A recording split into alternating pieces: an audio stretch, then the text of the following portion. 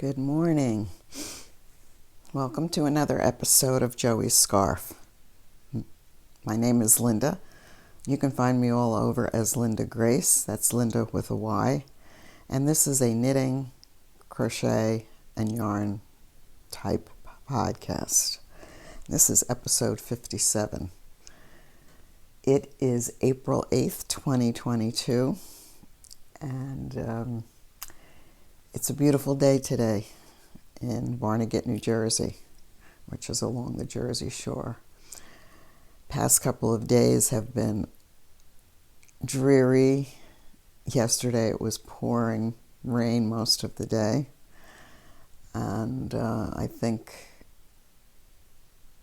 we left the house yesterday because the previous 2 days we didn't leave the house. And even though it was raining, I decided, let's just get out for a little bit. So I'm having tea, Tetley tea, plain Tetley decaf in my San Diego Zoo, one of my San Diego Zoo mugs. And it's topped with whipped skim milk with some cinnamon and sugar. It's really good.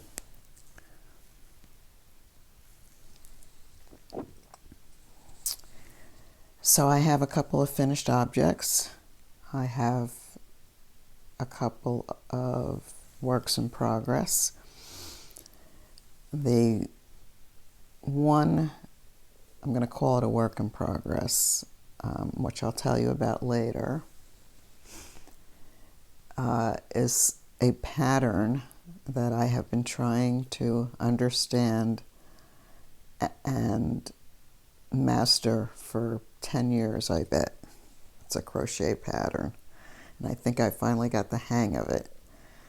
But now I'm trying to decide what I'm going to do with this pattern. I'll show you that later.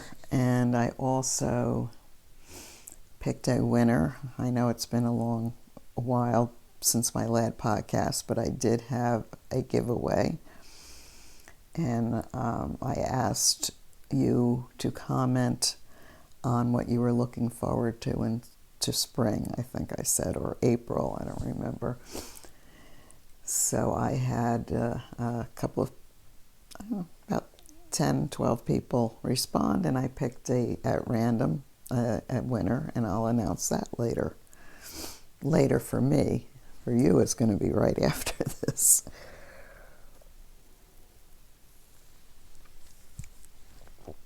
So, I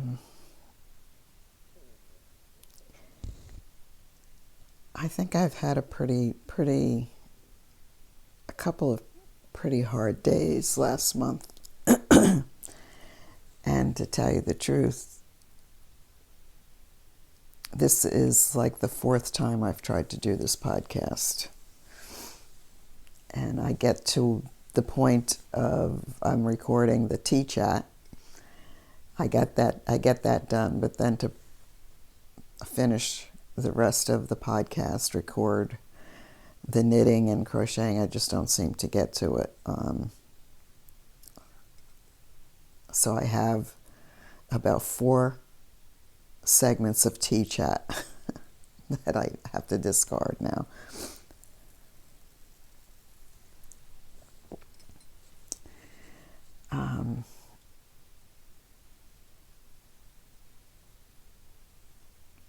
Yeah, it's been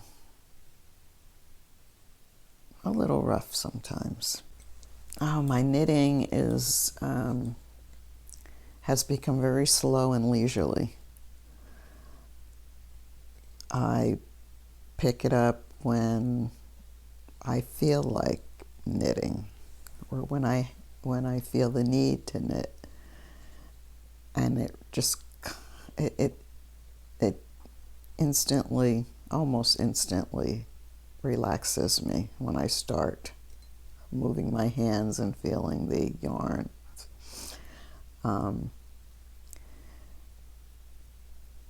it's not, I don't have the urgency to hurry up and finish something or make something and quickly, obsessively try to get it done.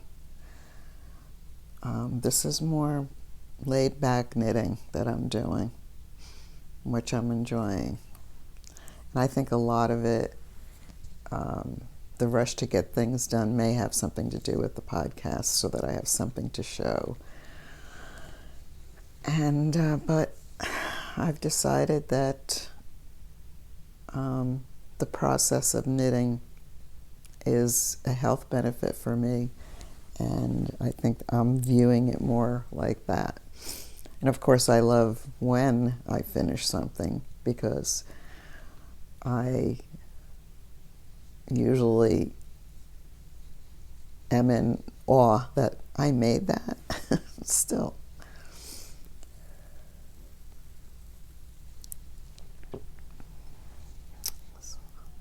So that's how my knitting's been going. I've been binge watching the TV show Better Call Saul, which is a spin-off of Breaking Bad. The new season of Better Call Saul is coming out next week. So I went back. I think it's been a while since the last season ended. And so there's 5, season 6 is coming out. I have been sitting and watching from the beginning, all 5 seasons from the beginning. So I'm halfway through season 5. And I have to say, Saul Goodman is quite a character. And I'm looking at this show, at the character, so much differently than the first time through. The first time I thought that he was a funny, look what he's doing to accomplish the end, the end justifies the means kind of guy. And I'm looking at him so differently now. I really don't like the character. He's, I think it's because nothing is sacred to him. As I said, the end for him justifies the means no matter what. Anyway, if you haven't seen Better Call Saul, I don't know if it's your jam, but he does a good job, the actor. April 4th would have been my son Joe's 47th birthday. So that was a hard day, and it's a hard day anyway. But maybe because I was emotional to begin with, my patience level was pretty low.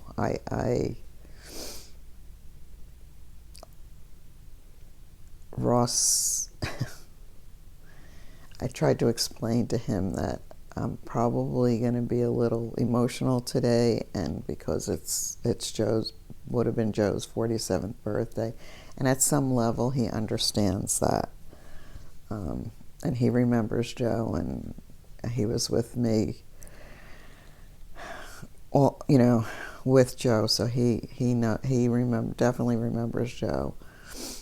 And so when I mention Joe, and for a moment he understands, but of course throughout the day that's not what he's thinking about, and so we had a hard day. He and I had a hard day, and I had a hard day to begin with. And what's interesting about dealing with somebody with Alzheimer's,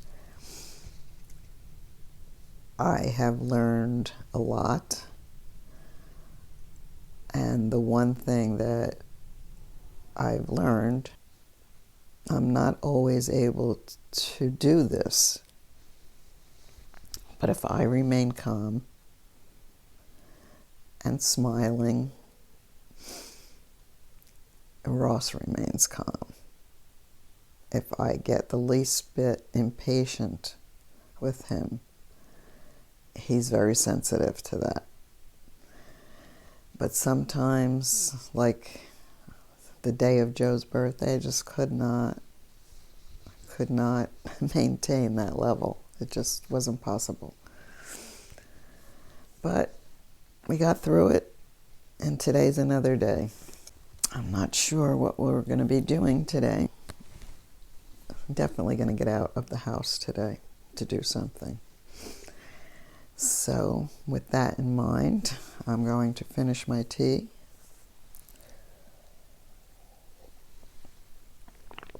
Put some editing together here, and hopefully, keeping my fingers crossed, that this will make it to YouTube at some point. So I will see you later with some new stuff to show. Hello there. So we went on a visit to visit my sister and her husband, and we had a nice cup of coffee and some dessert and had a nice afternoon visit, and it was a beautiful day to take a ride. So that's what we did today. So for right now, I'm going to be sharing some of my knitting with you, and I have a finished object I'd like to talk about, and that's this pair of socks. And I've decided that I like the way the heel flap and gusset style of sock fits me better. And I shied away from it for a long time because it was, I thought, difficult. And now that I've done a couple of pairs, it takes me longer, I think, to do it. But I'm liking the way they fit. And I think it's worth the extra effort, rather than the afterthought heel, which is basically just a tube, and then you cut in the heel. This is a little bit more complicated, but I like the way they turn out. This pattern, well, first of all, the yarn is by Leading Men Fiber Arts, and this is the yarn.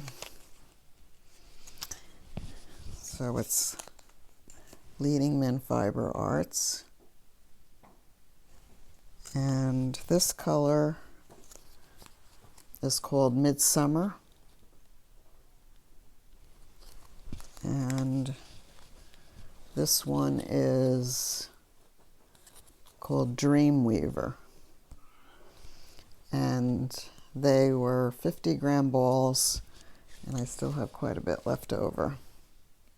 So I can definitely make another pair.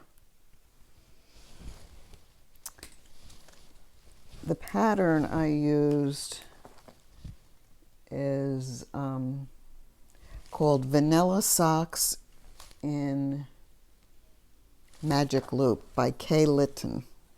And I'll put all this information in the description box below. But it's really an easy to follow pattern, and I think I used a size 0 needle, and I cast on 64 stitches. And I think I probably would not make socks any other way than Magic Loop. It just seems to be the easiest way for me. Forget about double pointed needles. I can't do them. But that's my first finished object. All right, the next finished object is another pair of socks. And these are DK weight, which they go faster. So what's neat about these is this different heel. It's almost like a little waffle, or I don't know. But it's unique and different, and I liked it. This is Miss Bab's yarn, that I did for the main body. I don't know what yarn this is, but this is the Yowza Mini that I used for this. And I made a hat also using this. And so I had enough left over to do socks, and this is what I have left over. This is a free pattern on Ravelry, and it's called My First Socks DK Weight, and they're by Mroczenski. But I will put either across the bottom or at the end of the video in the description box. Put a link to it. That's probably the better thing to do. Yeah, so these went a lot quicker than the sock weight yarn, and I enjoyed making these.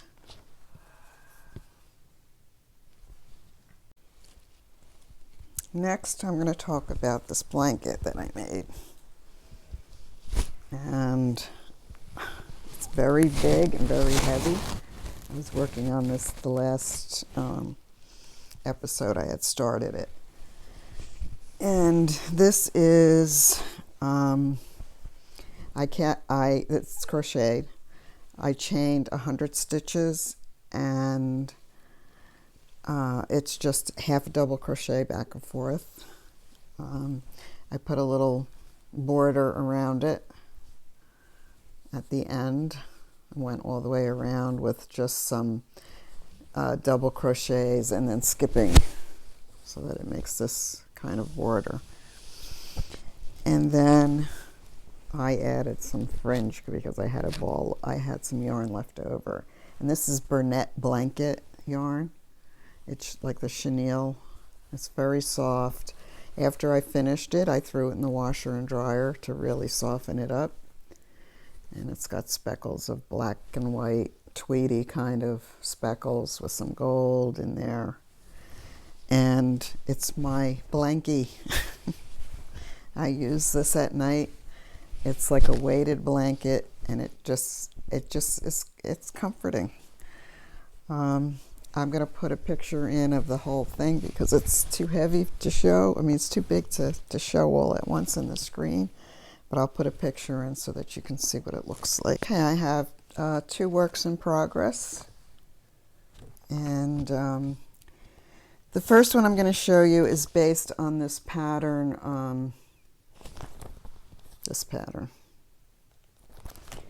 And it's Mawdsley Fiber Arts Mini-Skein Wavy Cowl. So this one you do the provisional cast on, and then you join the 2 ends together to make the cowl. I decided I'm just going to do, I didn't do the provisional cast on. So I wanted to maybe just make a scarf, like a spring, summery, lacy scarf for, I don't know, air conditioned or cool spring nights. So I'm following the pattern, but I just didn't, I'm probably not going to connect it as a cowl at the end. Well, I don't know, we'll see. But I just love these 2 colors together.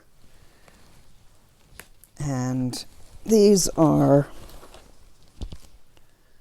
also Miss Bab's Yowza Minis. And they are, she had them on sale, that's why I got a good deal. This one is called Spotted Flowers. That's the Yowza Mini. And these are 200 yards, these skeins. This one is called Turkey Red. I just love the 2 of these together. And pattern is pretty easy. Yeah, so that's my work in progress, one of my works in progress. Okay, my last work in progress is something that I have been trying to master this stitch for at least 10 years, I think. and I just couldn't get it.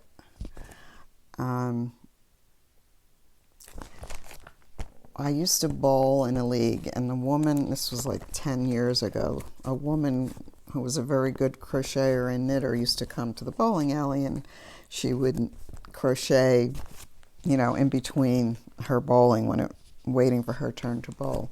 And she made this blanket, and she used the stitch to make a blanket. And I really love the stitch. I love the blanket, and she showed me how to do it. And I just couldn't get the hang of it, no matter what I did. So I would just try it, couldn't get the hang of it, toss it aside, and every once in a while I'd want to try it again, and could never ever get it. This is the stitch, and it's called Reversible Crochet Stitch. And then I found this YouTube video, and it's this woman is, her name is I can't even pronounce it. Natasha.